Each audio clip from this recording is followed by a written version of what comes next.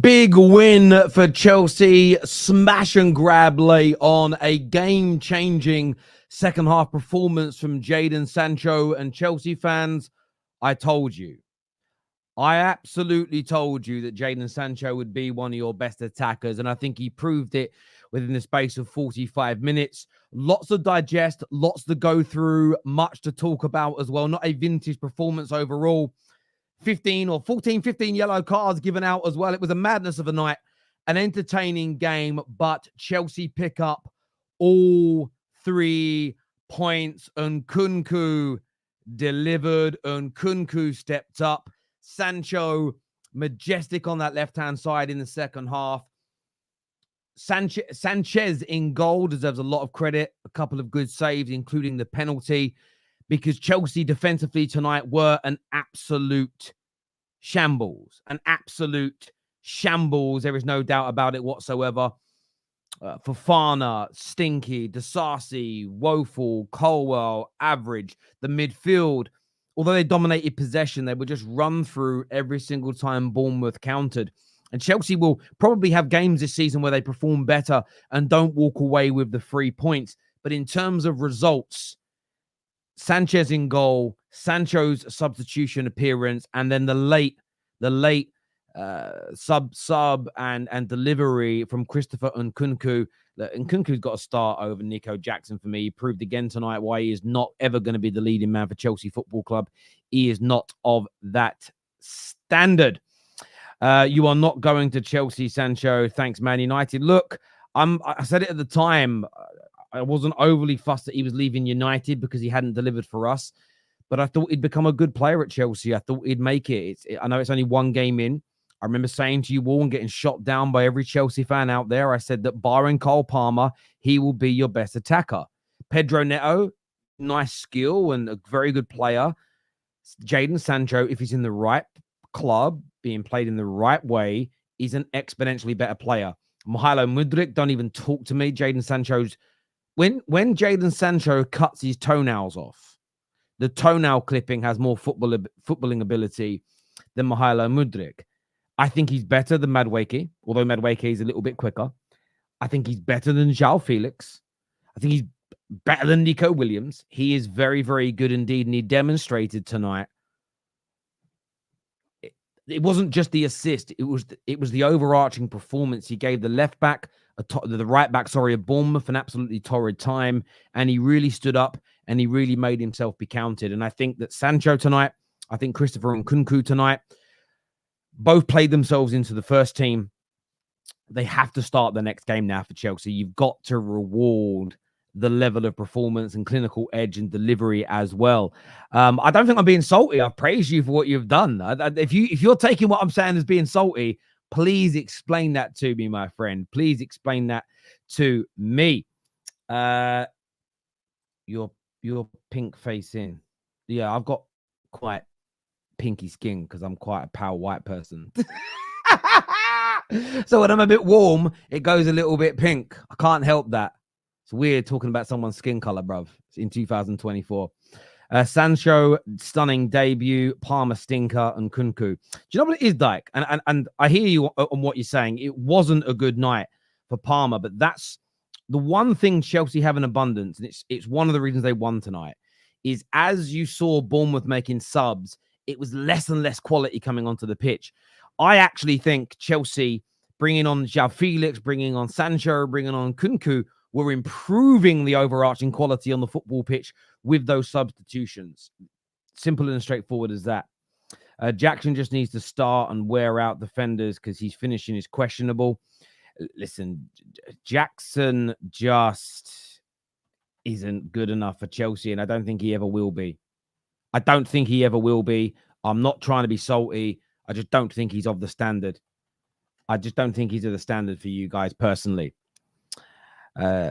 Sancho, Felix, and Nkunku was them. I didn't think João Felix came on and did too much, to be fair. I thought he was wasteful. I thought his ball retention was poor. Sancho on the other hand, and Nkunku, excellent. Tosin gave away a really bad pass that led to an opportunity. Outside of that, he looks more comfortable in his general play to play defensively. Because Fofana tonight, Jesus Christ, one of the worst centre-back performances I've seen by a Chelsea player in a long, long time. A long, long time. I thought Michael Dubry came back. That's how long it's been since I saw something of that level. Sancho is a baller, dribbling, passing, vision. Very good football player. No one has ever doubted this man's ability. Very good debut. Terry, 17 yellow cards. Listen, I'll say this tonight. PGMOL, the referees have shown their asses over the course of Saturday, the 14th of September. They've shown their asses, and I'll tell you why they've shown their backsides. Butt crack, hair, everything. Do you know what I'm saying? I don't want to get any more graphic. In the televised games, they have booked people for dissent. They've booked people for time waiting. They've booked people for... Bruno Fernandez earlier on today was booked for delaying the restart before the game was even stopped. Referee didn't blow the whistle. He crossed the ball because he thought he kept it in. Got booked for kicking the ball away. Turns out completely against the rules. You can't book someone for time wasting if the time ain't been stopped. Deep that for a second. Tonight, do you know what the shambles was tonight? He was booking people for all sorts and dissent and everything. But then when he could have given a red card for Bournemouth in the first half, a red card for Cucurella later in the game, bottles it. Why book people if you're not going to send them off for yellow card offences later? What is the point? Crazy. Absolutely horrendous refereeing performance tonight from Anthony Taylor. It truly, truly was. But I know why he did it. It's because what they've decided to do, the PGMOL, is, what we're going to do is while the cameras are on us on the TV, on the televised games today in the UK, we're going to make sure dissent and failing to restart games gets booked so we can prove that the Declan Rice red card was correct. By next weekend, everybody would have forgotten about it. No, we won't. It was absolutely, fundamentally horrendous. 14 yellow cards in a game that wasn't even that dirty and physical. Taylor should be investigated for spot fixing ASAP. Sell Mudryk and Disasi next. Disasi was poor tonight. I mean, Mudryk didn't even come on the pitch. But no, I don't even think it's spot fixing. I respect you, bro. You know, long-time member and contributor of the Football Terrace. I respect you. I think this was about them making a statement. They did it in the Man United game. It was crazy. It was weird. It was strange. Genuinely weird, crazy, and strange it was. Weird, crazy, and strange in that game that they decided for absolutely no reason to book Bruno Fernandez for not kicking the ball away. He crossed the ball. The whistle hadn't been blown. You can't be... They're making a stance. That's what they're doing.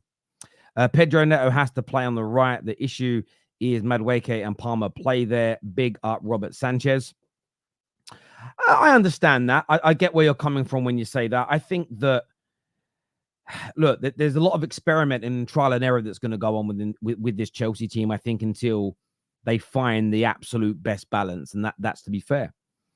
Sanchez saved us. Disasi is a clown. Fofana, shocking. Yeah, I would agree with that, mate. Not celebrating that shit show disgrace is what Lee Bell has got to say. Look, it wasn't a great performance from Chelsea. I'm not going to sit here and gaslight Chelsea fans into thinking it was amazing. It absolutely wasn't. Playing out from the back was poor. Leaking opportunities. Barely creating chances throughout the course of the game. Weak against counterattacks. There's lots of things for Chelsea to improve on. What I would say is that it's 2 wins, a draw, winning Europa League tie. The difference between you at the moment and maybe the last couple of years is that even when you're playing badly, you're picking up results, and that's a good sign. But so much improvement needs to happen. Gave the ball away too easily. Possession football doesn't work without the ball. We take the win and the positives. Thank you, Gav. I wonder if the referees have halftime talks that could explain why the decision-making can seem so inconsistent. Maybe. I think they do. But I honestly believe what the referees have done this weekend, and it's so obvious, is we're going to book anything that's by the letter of the law. But this is where they've fallen short, is they didn't do it for the 3 p.m. games. because stupidly they only thought about England watching it and thought about the rest of the world watching it. And the fact that because of VPN providers, we've got access to 3 o'clock games in the UK now. So we all saw in the Liverpool game, Soboslai not booked for booting the ball away. But all the televised games today have been refereed in this kind of overly pedantic way. It's so ridiculous. Unbelievable. Just admit you shouldn't have sent Declan Rice off, or admit that it was an inconsistency and he was unlucky, and everyone would leave you alone. Chelsea hadn't had an ugly win in a while. I'm okay with today, but no, we still need to fix up the midfield. Oh, listen, I think, again, I think you should be celebrating. I always say you should celebrate wins. I was celebrating beating Southampton earlier on today. You should always celebrate a win. There's no doubt about that whatsoever. But it doesn't mean you can't recognize the areas that you need to improve on. Equally, forget the ugly win. First game in 18. So 17 prior plus this one, 18, where you've kept a clean sheet away from home, and you could grow from that. You can grow from it. I do think what Maresca has to do, though, is start promoting meritocracy. And you've got to look at some of your centre-back performances. And you've got to think, maybe we've got to try. I mean, Tosin should be starting for me. I mean, he made a mistake, yes. But I still think you looked better and more solid when he came on. I thought when Tosin and Sancho came on, things started to turn around for Chelsea. I thought you'd become a better football team overall. As frustrated as I was, a clean sheet on the road with Nkunku winner, I'm going to choose to be happy this weekend instead of upset. Well, do you know what, Moose Wizard? Hope you're well, brother. What you can do is, like me, since 12:30, is the last weekend I'm having a drink for a while. I'm just going on a bit of a health kick, going to lose some weight, get back in the gym properly. And I thought I'd have a drink today. But I was going to wait until after the football and then sit down and watch the UFC. But then Man United won. And I thought, you know what? We rarely score 3 goals. We got a clean sheet. I'm popping a few bottles. I'm going to have a good time. I'm going to enjoy myself. And I think social media has probably made us all a little bit boring when it comes to football. And I'm not going to celebrate a lot. I've just lifted the Champions League. Shut the fuck up, man. Sit down, celebrate, have fun. If you drink alcohol, have a drink. If you don't, have a Coke. Have some water, whatever you drink. Have some nice food. Chill with your friends. Enjoy it. It's meant to be fun.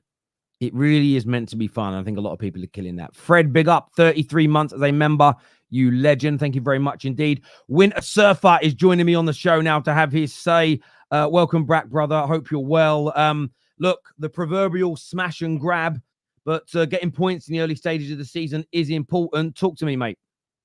Yeah, just a big up to the Chelsea away fans. They earned that win tonight, having to sit through that dross for most of the game. I'll take the 3 points over the performance anytime. I will take that. I'll always take the 3 points. We earned it. We earned it in the end. I don't like the word deserved because I just don't. I just feel that the earned is a better word. And we got there in the end. Big. You're not going to hear this a lot probably from a lot of the Chelsea fans, but a big up to Sanchez tonight. Great penalty save, and he pulled off a couple of other saves as well. Wesley Fofana. My God, some of those passes by Wesley Fofana tonight, especially for the penalty. And just all the way around, I think the passing today was just too slow. It was just always backwards. Even like, people might say, "Oh yeah, you guys don't know how to open a low block." It's because we allow the opposition to get back in place all the time. That's why we have trouble doing it. But yeah, I thought Sancho played well when he came on. With the referee tonight, the only yellow card I really have a dispute with is the Colwell one in the second half, where he actually got the ball and tackled the guy and he gave him the yellow card. The other ones are like mostly for dissent. They're all talk. And they've been told it's only the captain who can go up to the referee and mouth off, essentially. You know what I mean? It's just like that. I do agree. I do agree. My issue with it is this, though. Forgetting the other games. Yeah. Colwell was booked. When he thought that you should have had a foul on the edge of the box and Bournemouth countered and he blocked it, he then stand up and screamed at the referee, didn't get a yellow card and get sent. That's where this whole we referee by the letter of the law is just bollocks. It felt to me so performative what they did tonight, because when it actually, I mean, there could have been I want to say it was Cook. A Bournemouth player could have gone in the first half. Because so I'm not saying any one team was cheated, but it was almost, you gave out all those bookings, but when you could have sent people off, you didn't. It felt, the refereeing tonight felt very strange indeed. It was very weird. I just want to mention, I'm starting to think that I think we should move Cole Palmer to the right wing instead of the 10. I think he doesn't enjoy the 10 position. He was mostly on the right anyway throughout the entire game. I just don't think he enjoys the 10 role, or he's not given enough space to do his work essentially. But like I said, Nkunku got the goal. Sancho did well. Like I said, big up to Sanchez in goal tonight. That was a good penalty save, and the rest of his saves were good as well. But overall, let's forget this one. This was like nearly the old proverbial smash and grab today. That's what that was. But we'll take the 3 points and we'll move on. But it's good, better performances, hopefully. So. Absolutely. Not the performance, David, that you would have wanted overall tonight, but good, solid debut from Jadon Sancho. You got the 3 points, which is important, especially at this stage of the season. What was your overarching thoughts from a Chelsea perspective tonight? I'm happy we won. Like, there were times in that game I was very frustrated watching, but we, didn't concede a goal and we scored more goals than they did, so we won the game. Pretty much, that's how I look at it. It's, to me, that's 3 points gained, because that's a game we would have lost last year, especially at this point in the season. We would have lost that game last year. So Sanchez, fair play for saving the penalty. Like, did a very good job. And Sancho, when he came on, looked really good. And Maresca's been saying in press conferences, this guy looks really good. He's the type of winger I like. Hopefully, we see more of him, because Pedro Neto out there today looked very lost. Like, he didn't really know what he was doing when he was out there. So hopefully Sancho starts their next game, and we see what happens. But as I've been saying, since we got this brand new manager, and every single game, I'm not expecting consistent, natural progression, because that's just not the way it happens. Like, in any sport, if you watch any sport, it's never a natural progression. It's always very up and down, up and down, up and down. So while beating Wolves 6-2 is great, that's not the standard that we're going to have for the rest of the season. So again, just winning today is a massive gets us to 7 points, which is good. Keeps us not losing touch with everybody else. So, well, I think where the wins are important is what you don't want happening. I know it's not completely a new group of players, but what you don't want happening is the sort of PTSD from last season creeping in. And if you lose late to Crystal Palace, if you lose it late rather than win it today, suddenly you're sitting there on 3 points, after 4 games, and the pressure starts to mount, and that pressure will also make it a lot harder. We all saw Man United earlier on today. For the first 35 minutes, you saw the hangover from the Liverpool game. We save a penalty, score a goal, and then we didn't concede a shot for the rest of the football match and dominated. Now, Southampton are not a particularly great team, but you see what confidence does for people, and I think that's really, really key. What you said there is, although the performance ain't right, getting that win is massive. We're going to come to Mo in a minute. Obviously, Chelsea fan CB is with us here. Not a great performance. I saw some of your tweets throughout the game, actually, but you pick up the 3 points today. Give me your thoughts overall tonight on the performance and the win, CB. Up the Chelsea every single time, first and foremost. I'm actually quite happy, It's a test of character that we had today. This is a performance in terms of coming back from international break, injuries, put a couple players out of the side. These are the type of performances where usually we fold, we crumble. When I saw that penalty get saved, I said we're winning the game.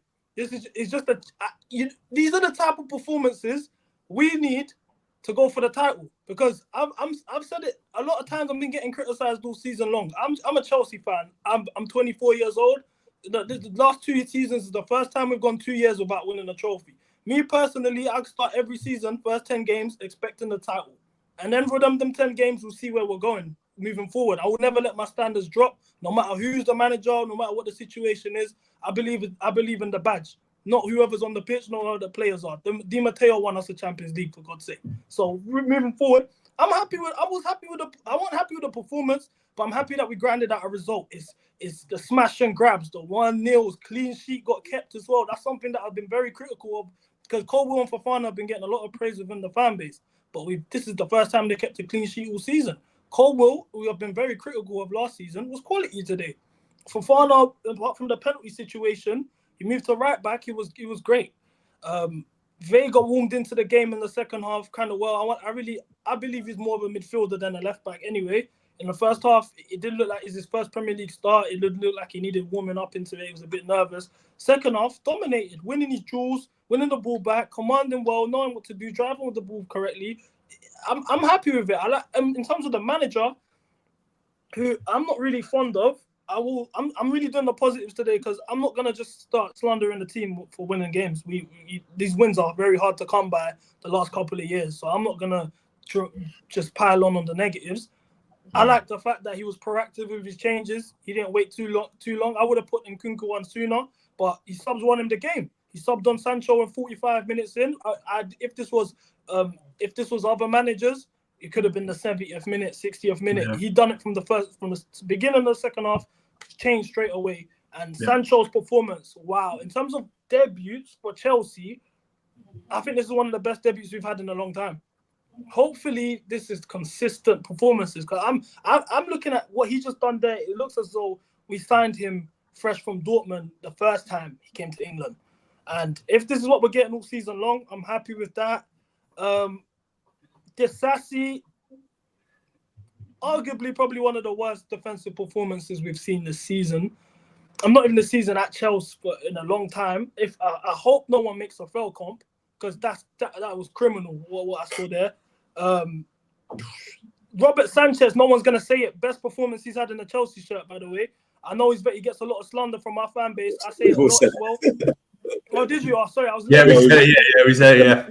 He gets a lot of slander from my fan base. You know how it is. I personally don't think he's great, but the penalty save was top. He's claiming his crosses well. In terms of distributing the ball, he's done well. Big saves when we needed it. I'm not gonna lie. I'll be honest with you. That was probably the best game he's had for us. And these are the little things in terms of building a team. Yeah, these are the performances we need that keeps us together. Because now we know, okay, if he's not working with the front three, he's not working with Jackson, Noni, Neto, all three of them didn't really have great games. Okay, we got depth now. We know you guys can make something happen. On top of that, that's the big difference from last year. It's the bench options. It's the exactly because today was a squad win. That was a team. That was a squad win. That was it wasn't. It was the bench. One thing I will say. That was the way everyone, and I'm bringing him up because he gets brought up every single match reaction. I'm bringing him up. Enzo Fernandez wasn't here today. There was no control of that midfield. We looked dreadful. We couldn't hold on to the ball, and I just want everyone to remember that because when we have Enzo in the team, it's we're too slow, but at least we can retain the ball. That's one thing I will say. We retain when Enzo's in the team. Does it look a bit friendly and we can't score? Yeah. But at least it's not basketball the whole game. Today it was bad. And when our midfield plays badly and Enzo's in it, everyone wants to go for him. Today the midfield didn't play great. So I just want people to remember it's not purely an Enzo thing. I could also say to you, these are the facts here. 6 games in a row, unbeaten without Enzo. 6 wins on the bounce without Enzo Fernandez. Bro, we're not looking at that performance saying that's a big win, like a deserved. It's a big win. It's a big win. But is it a deserved win? Let's be honest. Probably not. Football, what Chelsea? No. I get that's football. I get that's football, but I'm just saying if Enzo was in that midfield today, everyone would have been crucifying him. I understand you. But for example, look, Caicedo was in that midfield, and the midfield wasn't pretty, but he looked top. You could see he was literally carrying that midfield in his. But David, shoulders. Do you know why? Is it? How much did Vega cost you guys? 20 million pounds. Okay, and how old is he? And how old is he? And how old is he? He's 20. 20. Okay, he's very, very young. Okay, so you've got a young kid who cost 12 to 20 million. Let's just put that out there. Yeah. And they had a lot of the ball, but it wasn't the best. The reason why Enzo gets stick, David, is because he is much older, much more experienced, and he cost over. He cost over 120 million. So that's why the criticism is there. It's if you drop that kind of money on a player, and yet you've got a player who's younger, less experienced, and cost 12 million pounds putting in similar performances. That's where the criticism will come from. I would just like to.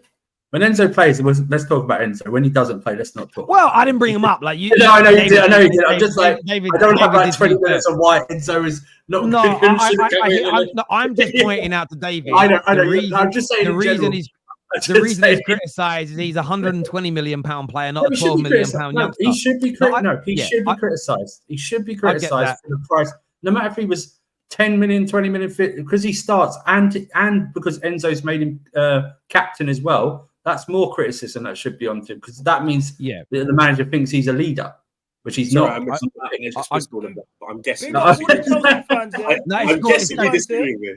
the discourse that's happening right now. All the rivals, you didn't deserve to win. It was a smash and grab away from home. I like that. I like it. This is Chelsea. This is what we breathe. This is what we are. You drink it in. This is what I like to see. Chelsea's being great again. This is what I want. No, I like that. I like it. It's good. Mo's here with us. What do you make of the sort of the celebrations here, the title-winning performances as claimed by CB? What do you make of Chelsea tonight? All right. So to Chelsea tonight, I think people just want to put Chelsea on a level that they are not. Like, if I actually said before the game that on paper, Bournemouth should be the team that is favorites to win this game. Iraola is more experienced. They are more established team. They play very good football.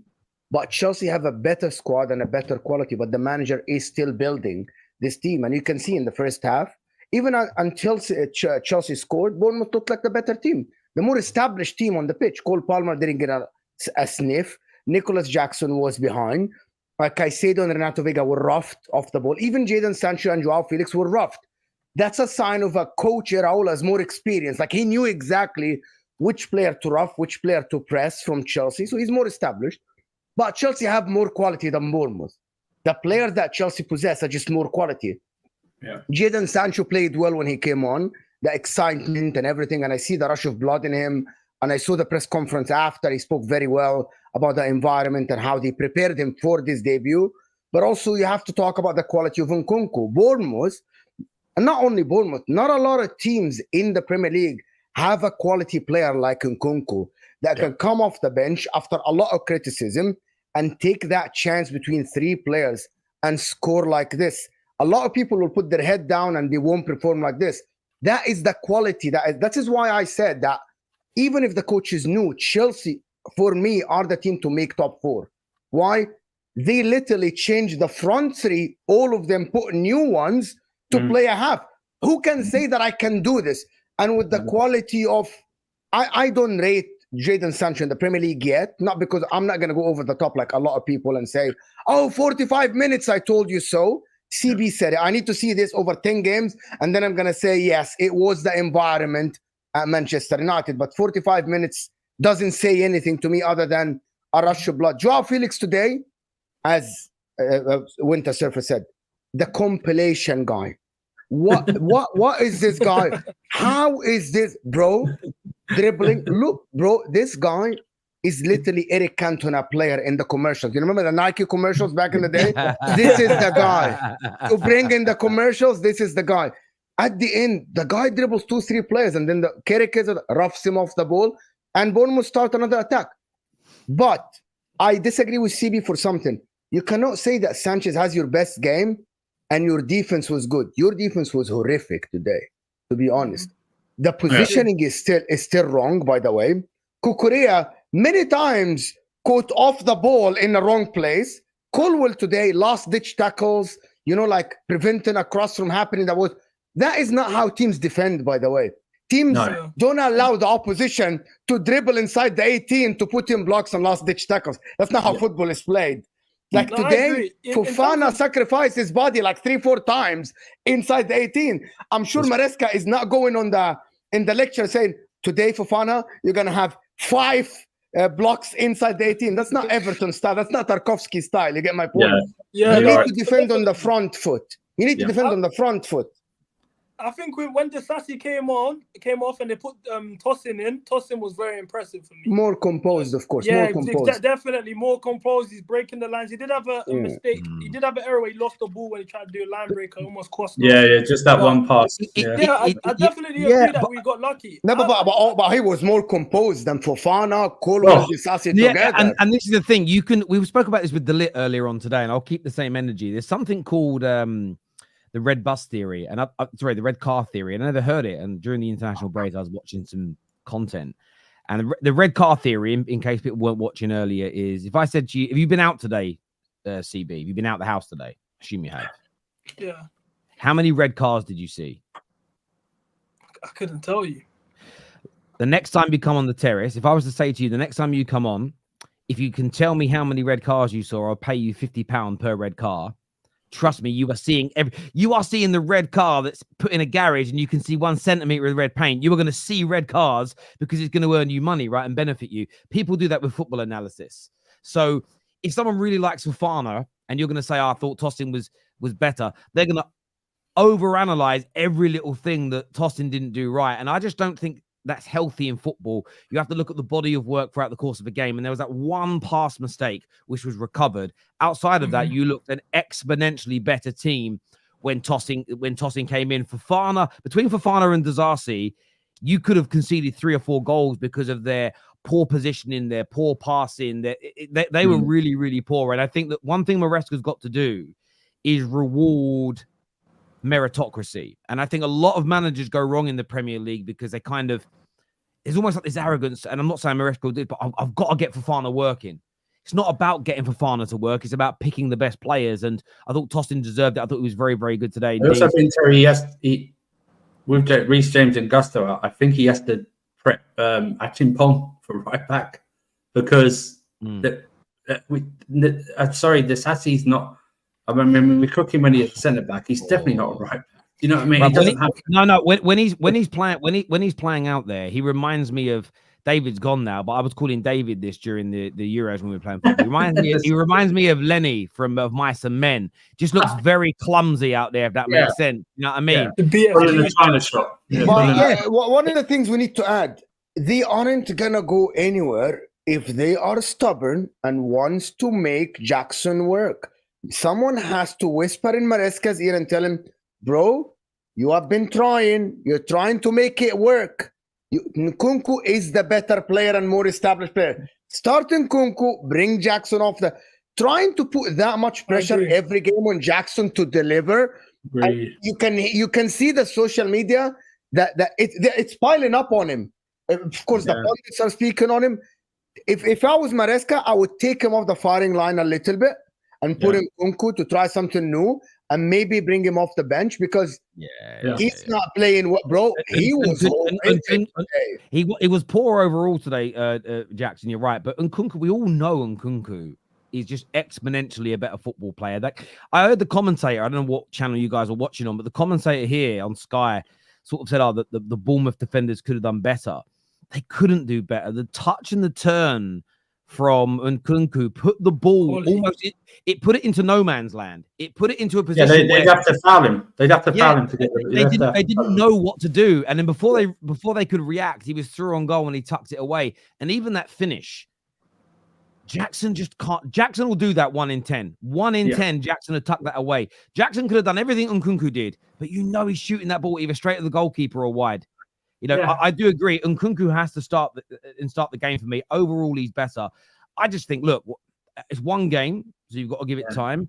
But I just think, maybe what you said earlier, if you're going to play Jackson, maybe Nkunku's got to be in the kind of 10-second striker role, put Palmer out on the right where he seems happier, Sancho on the left. What you've then got is 3 players in your attack with very high technical ability, as opposed to like Neto and Madueke are going to have their position for you, but both of them are very decent little skills when dribbling, but it's kind of push and run, as opposed to like Sancho today. He worked so brilliantly for you in tight spaces. So he dragged players in, he'd create space for others and then move the ball quickly. I just don't, that's not what Neto and that isn't what Madueke can do. And the better you guys get, the more teams will sit back against you. And the more teams that sit back, the less room there is going to be to run into as well. So it's going to be an intriguing next few weeks. This super chat here says the team is new from so many aspects. So last year won't weigh as heavy on them. They are still figuring it out and have a lot to work with. 7 points in the first 4 matches is a good start. Do you consider this a good start for Chelsea? If we didn't drop points to Palace, I would say it was a good start. I wasn't happy with the Manchester City game. Everyone will say it's Man City, but they've not conceded. They've not kept a clean sheet all season, but against us. So I wasn't happy with that performance, considering we put 4 past them in the reverse fixture last year. Obviously, the Wolves game I was impressed with. It was really the Palace game. The performance of this game don't make me happy, but in terms of on paper, points wise, yeah, I'm not fussed. But this is what our fans, we need to realize. We ain't got that much time to figure things out. We've got West Ham away, we've got Brighton, and I think we got Nottingham Forest. After that is Liverpool, Newcastle, Arsenal, United, Aston Villa, and Spurs in the league in a row. With Conference League games in between. That run is not a joke. So we need as many points as we can. That's why the Palace game hurts me. If we drop points today, I would be saying the rest out. And if you're being honest, if you put in today's performance against a lot of those teams you just mentioned, the outcome could be very different in terms 100%. Of we saw Villa tonight. Although they conceded 2 goals, the way they came back was majestic. And there was a super chat about it actually saying that anyone want to give our scouts respect for Duran now. He has looked good at the start of the season. He has looked good. But he seems, I've got to watch him more. I'm not slagging him off at all. The goal he scored was out of this world. But then he had a fairly basic header later on, and he headed it in completely the wrong direction. And I looked at it and just thought, how do you score that screamer, but then head the ball in the wrong direction when he should be getting on target? That's Jackson. He can score a blinder like he did against Everton when he touches the ball down, swivels and scores. And then he can just have performances like today. Do you know what I mean? It's just you see with Duran, three match winners in 4 games, by the way, is exceptional. Salute to that. But in terms of everyone saying, I've seen a lot of, I told you so, these scouts, Win Stanley, Lawrence Stewart are quality because they wanted Duran. Why didn't you buy him then? We didn't stop you from buying him. We're naysayers. That's fans. That's what salary, innit? Salary cap, bro. You know salary cap, innit? That's why I'm not gonna praise the directors for you told the media that we was interested in Duran, but you didn't sign him. Okay, now and then if you want to go back for him in January, he's 80 million now instead of 40. Apparently the background check didn't pass, bro. That's what it was. That's what got reported. In terms of what, like behavior? CBR check. Yeah, and Aston Villa fans will tell you the same thing about Duran, bro. Are you forgetting what he did in Nando's and that? Man did this and that to go West Ham, bro. He's a delinquent. He's another young delinquent. I like him. You like delinquents? I like Duran.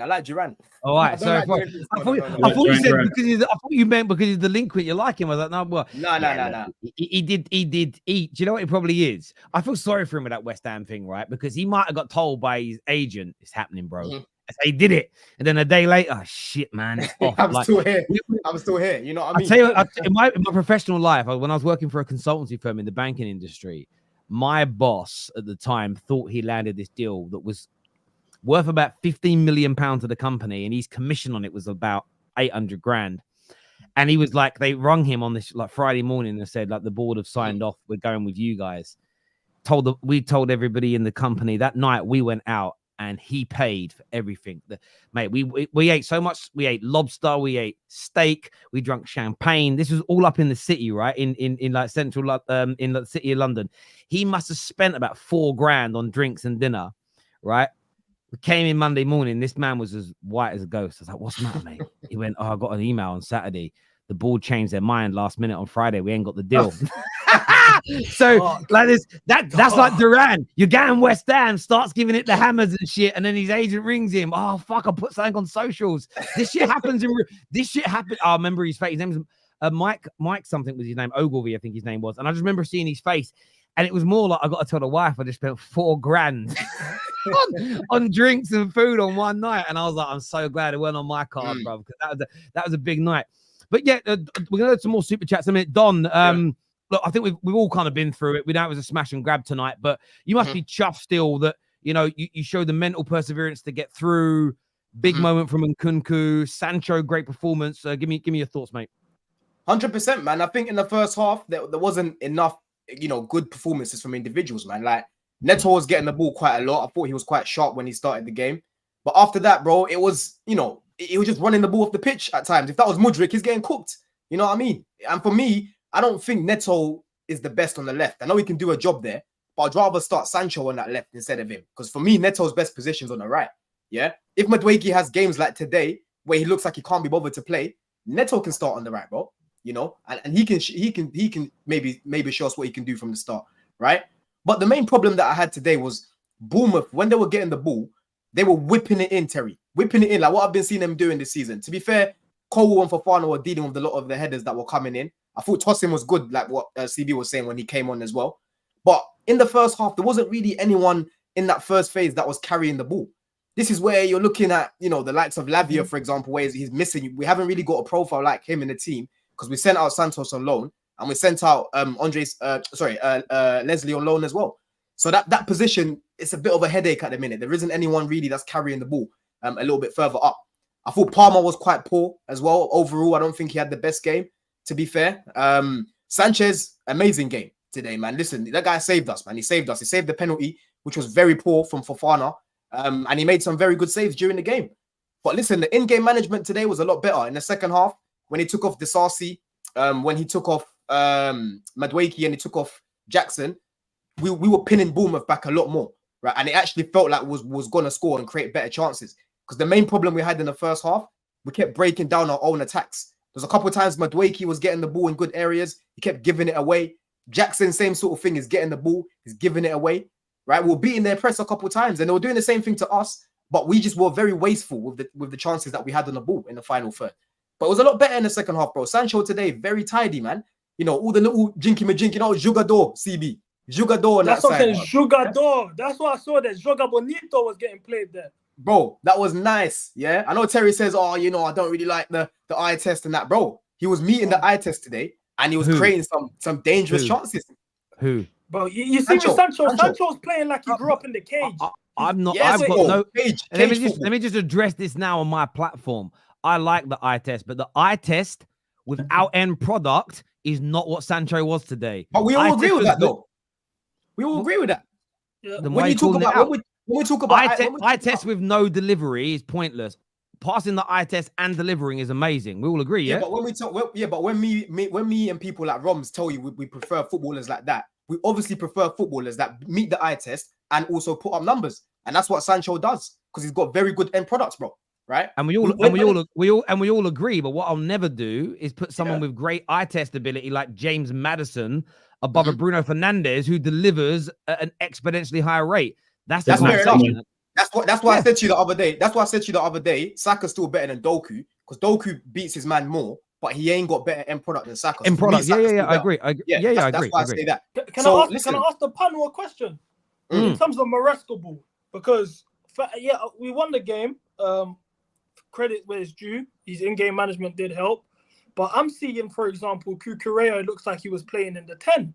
He had a free roll. I was seeing him next to the striker at certain points. I was seeing him in the 6. He was all over the pitch. I saw Fofana at one point box to box. We're not creating as many chances as we did last season. I'm looking at the system. Explain it to me, even in terms of build-up. That's what loads of people said. I was confused. CB, you know what? I'm going to say this. Your system right now, I want to throw this out. I want to go to Mo first, and I'll come to the Chelsea boys. The system so far, to me, it's a little bit Ole Gunnar Solskjaer in the sense of it's a little bit freestyle. It's a little bit, you're seeing there's like individual quality going on as opposed to a regimented style of play where you kind of know what Chelsea are going to do next. And I think your individual quality is what creates you opportunities in games so far as what I've seen. Like, yes, of course, there is positioning, but I think I think that's something that needs to be worked on, especially out of possession, because you're so susceptible to counterattacks, which tells me people are because you're kind of picking up positions as and when what feels right in games. And that one thing I've noticed all pre-season about Chelsea and through the start of this Premier League campaign, when you lose the ball, other teams counter against you really easily. And the thing is, easily, it's the same as in the midfield. The main problem that I've had. The main problem that I've had on the transition is how peak it looks in the midfield. Today, I thought Caicedo and Vega was screening quite well. To be fair, you know, in terms of their duels, individual duels as well. What they won quite a lot of their duels, bro. I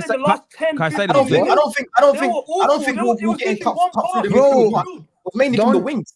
Guys, don't. Bournemouth were winning that midfield battle in terms of that transition.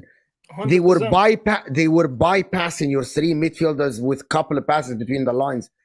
This is why many times throughout the game we saw 3-on-3, 4-on-4. That means your midfielders aren't actually screening. No, Your midfield.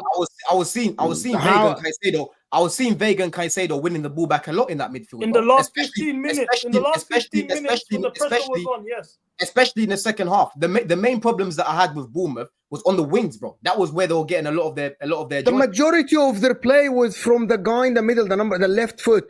The guy used to get the ball, Christie, and he used to distribute it with so much space around him behind your midfield. I'm sorry, with all due respect, your defenders and your midfielders, their positioning is still not compact enough. There are a lot of spaces between your midfielders and your defenders, and Bournemouth exploited that many times today. Kluivert between your defense and midfielders, Christie, even Semenyo. And the forward even was moving between the lines. You're saying guys that were playing on the wing, bro. That's what I'm saying. You're talking about wingers. How many wingers do they have? All of these guys are wingers. You said Semenyo, and then you said Kluivert. And Christie, and the forward, the guy Evan Nelson. Christie had that one shot in the second half, Mo, where it dropped in the midfield and it hit the post. Other than that, what other dangerous things did he do? Most is spitting, man. He's telling the truth in terms of our system. No, I hear what he's saying. But what I'm saying is, minutes it looked fine. We get it, but I'm looking. I've seen us look a lot worse. I've seen us look a lot worse in the midfield. That's my point.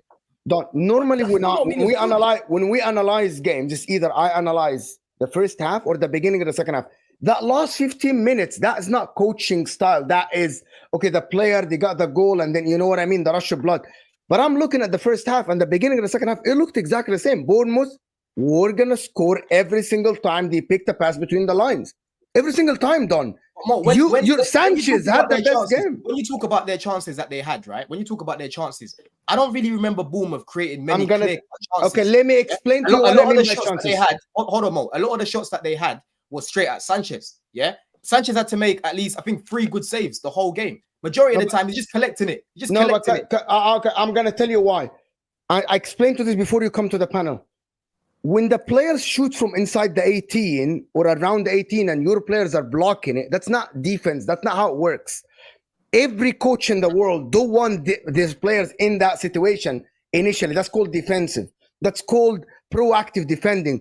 Your guys, Fofana and Kulwell, blocking the shots and throwing their body in front of... Yeah, throwing their body in front of the ball. That's not defending. That's not a positioning defense. That's called a last-ditch block. That's Tarkowski style.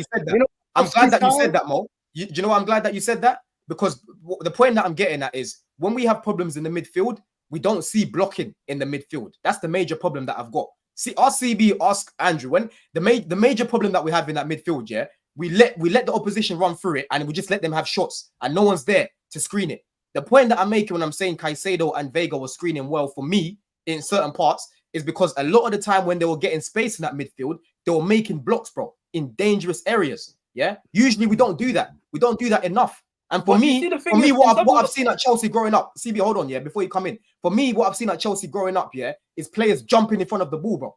We're a little bit too easy to play against at times. Today, we were actually getting stuck in the midfield, in my opinion, when they were trying to get on top of us. We were, bro. And most of the shots that they were having, Sanchez was just dealing with it. He was also in the second half, late in the second half, because it's okay for that. Well, I think our midfield got outran today.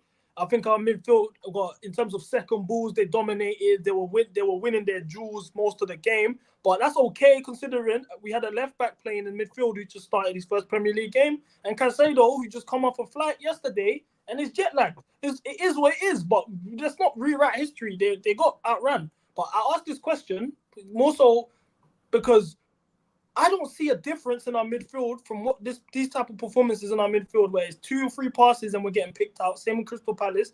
Even the Wolves game in the first half is reminding me of the Poch ball that you guys criticize so much and promise. I'm sorry. Are you talking offensively? CB, are you talking offensively or defensively? Can I just understand what you're talking? Out of possession. Offensively, what Terry said is actually true because you guys bought so many bowlers, you know what I mean? Yeah, so exactly. So many bowlers, you get my point? So the plan is we need to isolate Madueke with a defender, Felix with a defender. We need to isolate Neto with a defender, and then let them work. You know what I mean? Mourinho said that before. I think Cole Palmer. Oh, let's get Cole Palmer between the lines and let him work. I don't think there is a lot of patterns of play in terms of like 1-2s and stuff like this. It's all about isolation and let the winger work or let the creative midfielder work. Right? That is Chelsea at the current moment.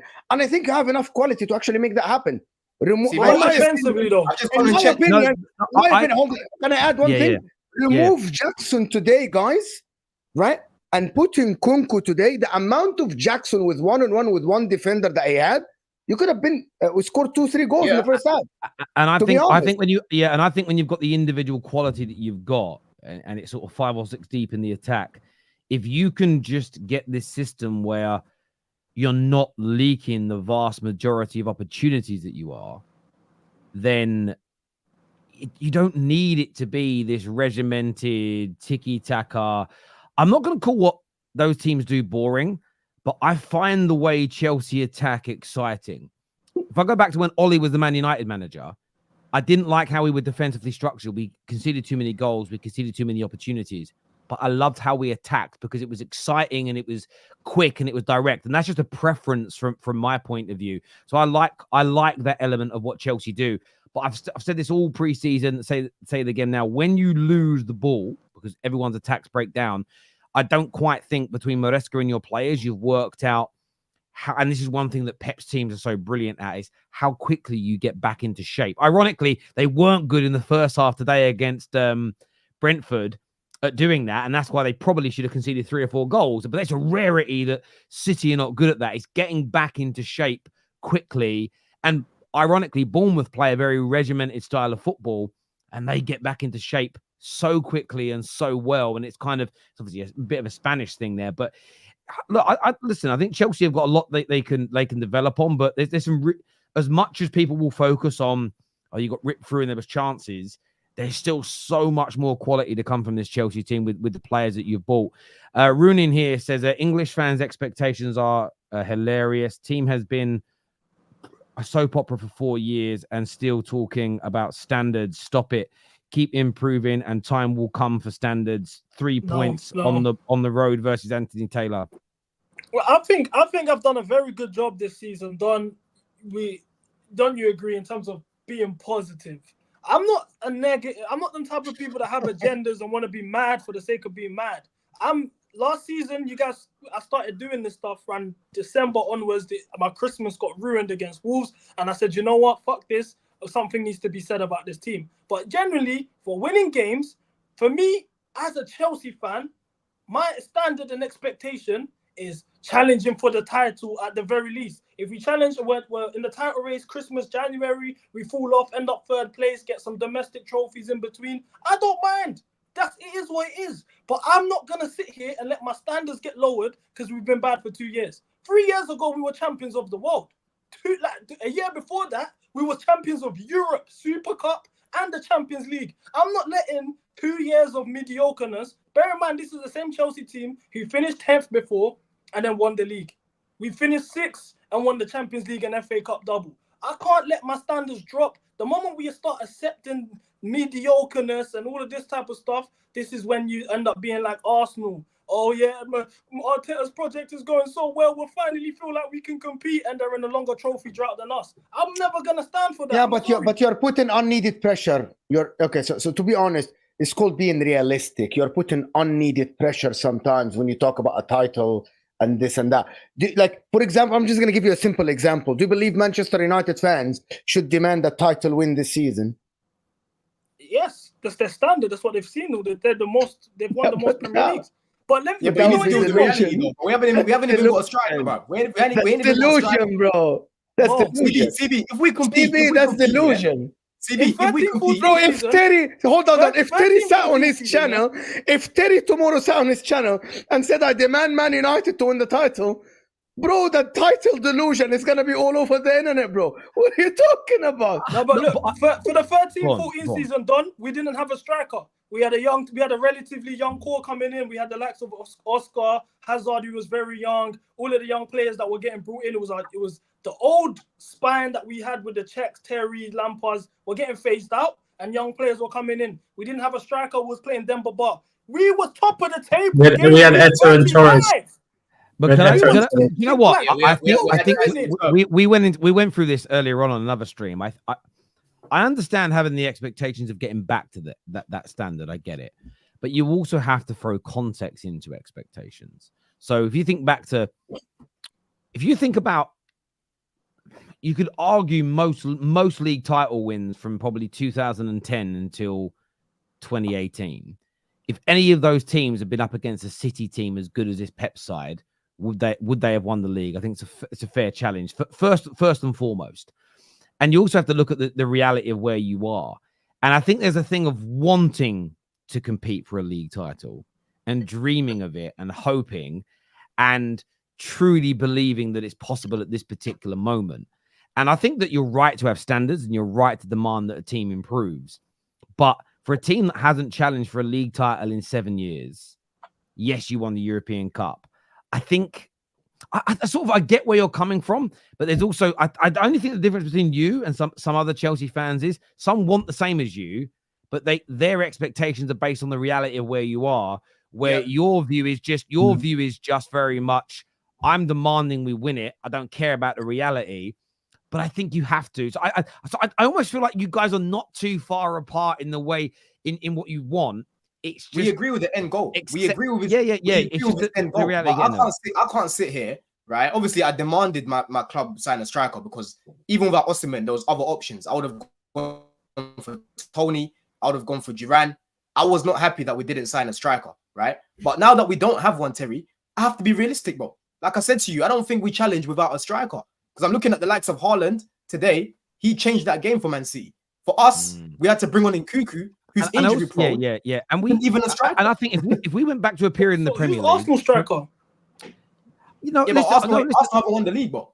No, and they've been playing together for longer. Guys, I think if we went back to a period of the Premier League from the summer of 2013 until the second season of Pep, so that's from like 2013 until that 3 or 4 5 year period. Then, in that period, say we went back and that was the level of the Premier League.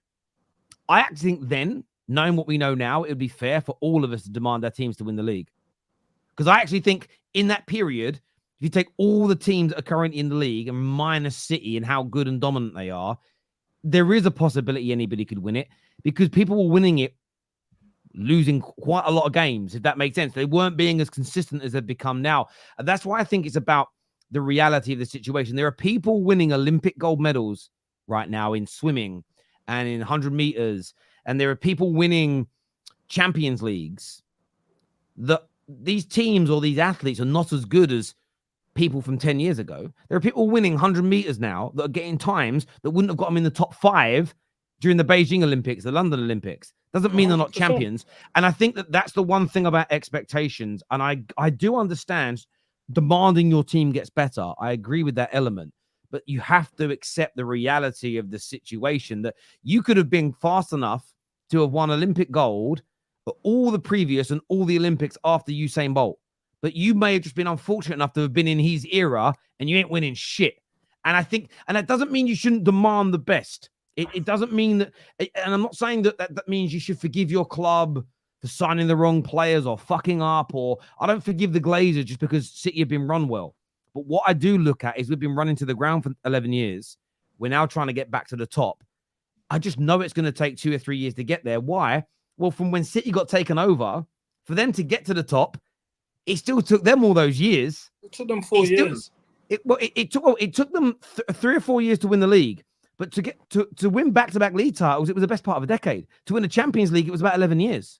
So the point is that I don't think, maybe even more than that. They got the money in 2009. So what was that? It's actually 13, 14 years to win a Champions League. They only got into the Champions League 2011, so it's like 12 years. It's like 12 years. So yeah. No, but I don't have it. I hear the realism stuff, but what irritates me is, okay, let's say for example, now every Chelsea fan's expectations is top 4. Now we have never been a top 4 team. I feel like we've become Arsene Wenger's Arsenal in terms of top 4, but even then, we're not even being ruthless in terms of our squad building. If we had the mentality from our board, from our fan base, across all areas that we wanted to compete for the title, we get a striker.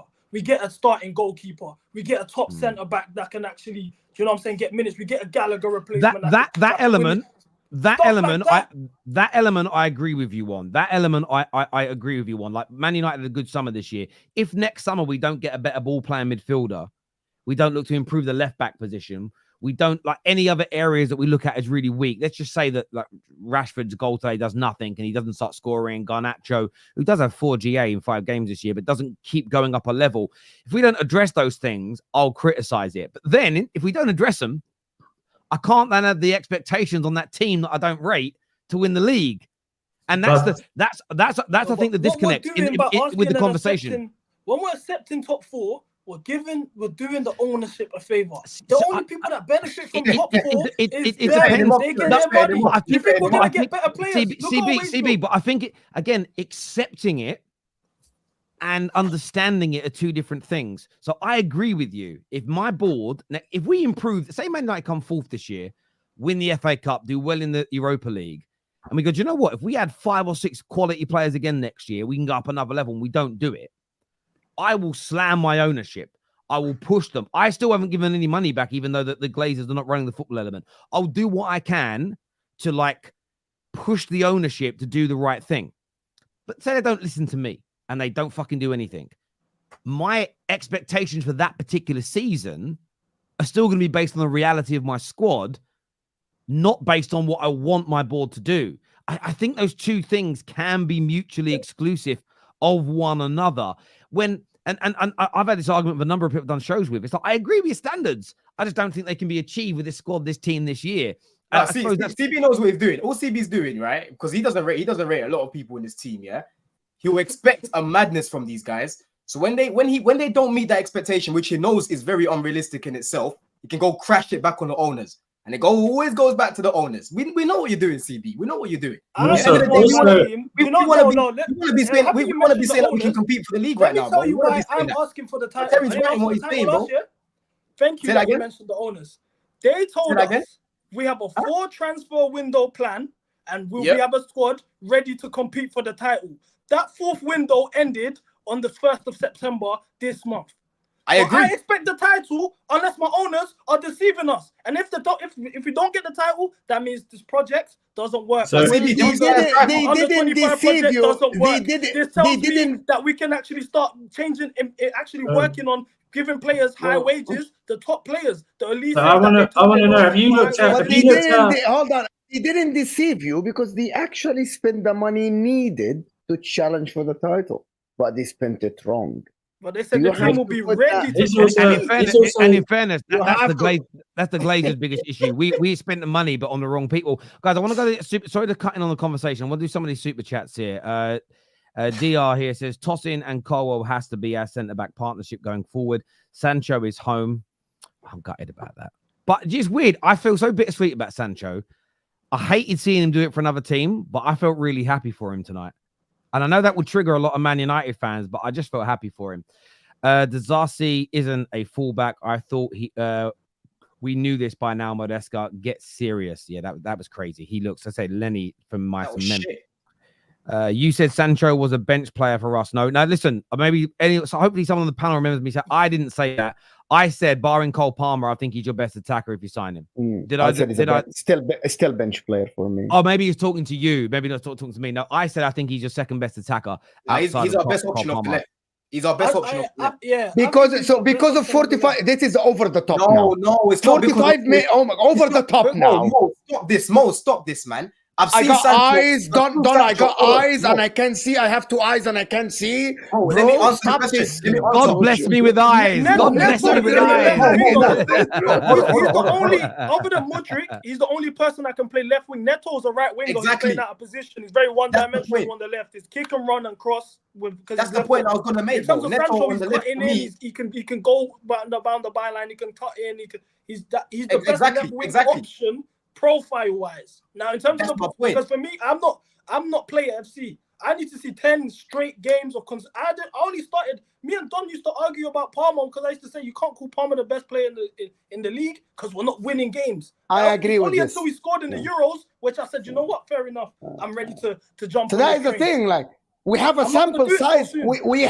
We already have a sample size Mo, in you Man know, United. hold on, Terry, before you come in. Mo, Go on, bro. Go on, bro. Sancho, for me, I actually prefer Sancho on the right. I've seen Sancho put out some good performances on the right, but he's very good on the left. Because coming up in the academy, he played on the left. Yeah, and for Dortmund, he played enough games on the left as well, bro. Yeah, I'm not saying this because of 45 minutes. People need to stop doing this, bro. Yeah, with footballers that come to your club, some of us have watched them playing for other clubs, bro. And I've seen this guy cook on the left numerous times. You never had this energy for Kai Havertz when he joined Arsenal. He was a superstar at Leverkusen, and you called Arsenal that we hold on, bro. No, don't do that. Don't do that. Don't do that. Hey, never had this energy for Havertz. Never ever.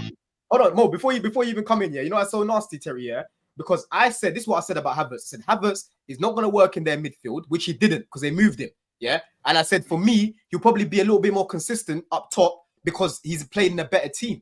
At Chelsea, he wasn't playing in a good team. Yeah, we used to see some good performances here and there, but it was very inconsistent, bro, because the team itself wasn't that good. Do you get it? Right? So I don't know why you're trying I just think as a fan base, we need to stop taking our panties off. We need to stop taking our panties off too quick for players. Like Sancho's bought us a drink at the bar and you're ready to free up the nuns. Take your time. He's the best option on the left. That's all it He's is, the best bro. option on the left, bro. Too much. Hey, CB, how many times have you watched Neto on the left? I don't like him there, bro. I agree, though. I agree. He's not a left winger. So then you're talking about Neto left wing. You're talking about Felix left wing. You're talking about Mudryk left wing, who you hate, by the way. So why the hell am I not allowed to say Sancho's our best option there? Look who else is in reserve, bro. He's the best option on the left. He is. Let's just let him What work do you in. expect from Let's let Sancho him have a good. Let's see him start. What I'll say is this: I thought he was very, very good. If he goes on from strength to strength from here, what a player you've got. Yeah.